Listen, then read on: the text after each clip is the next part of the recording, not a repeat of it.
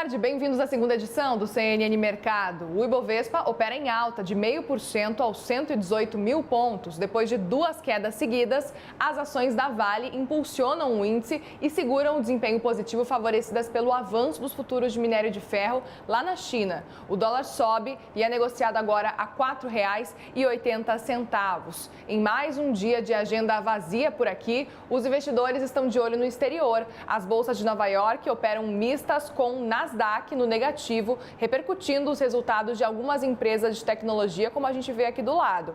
A Netflix divulgou receitas um pouquinho abaixo do esperado, foram pouco mais aí de 8 bilhões de dólares no segundo trimestre e as ações da gigante de streaming caem mais de 8%. Os papéis da Tesla também caem mais de 7%, mesmo depois da fabricante de carros elétricos ter registrado aí um lucro de pouco mais de 2,5 bilhões de dólares no período, superando as estimativas.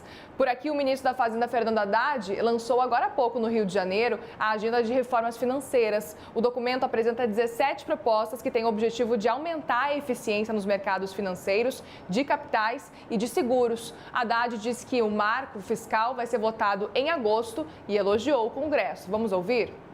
O Congresso dizia: não, vamos colocar que o governo federal, o governo tem que entregar o marco fiscal até agosto. Que imaginavam que antes de agosto seria impossível entregar o novo marco fiscal.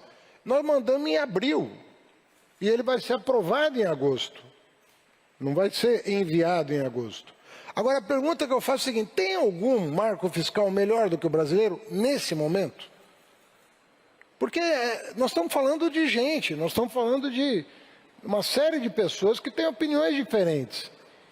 E eu pergunto, qual é o país que tem um marco fiscal melhor do que o do Brasil hoje?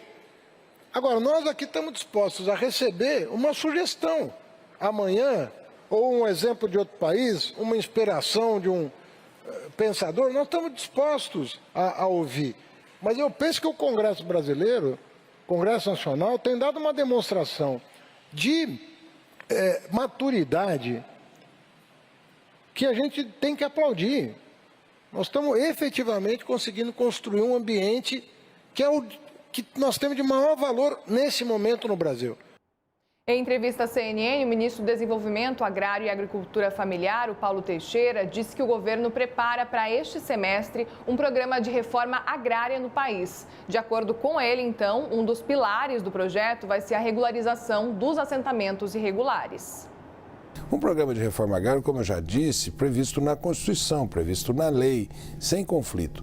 E nós temos já terra em estoque para esse programa de reforma agrária e ele deve ser lançado agora no segundo semestre para atender essas famílias. O governo tem capacidade de arrecadação de terras, sejam elas públicas ou privadas, e a nossa estratégia do Oravante é uma estratégia de arrecadação de terra daquele grande devedor da União, que não paga a União, sua terra é improdutiva e que, porventura, o governo federal possa adjudicar essa terra. Então, é na paz. Bom, e nos Estados Unidos, o Federal Reserve vai lançar um serviço de pagamentos instantâneos por lá. O FedNow é parecido aí com o Pix que a gente tem aqui no Brasil e ele permite pagamentos 24 horas por dia, 7 dias por semana. O Banco Central americano desenvolve esse programa desde 2019 e quer acabar com a demora das transferências bancárias. O FedNow foi certificado por 41 bancos e deve concorrer com serviços de pagamento instantâneos já existentes. Além disso, não deve cobrar adicionais os consumidores, mas ainda não está claro se bancos associados poderão repassar algum custo para os seus clientes. Às 2h55 da tarde eu volto com todas as atualizações do mercado de hoje. Você fica agora com um grande debate com a Lu Barreto. Uma boa tarde e até mais.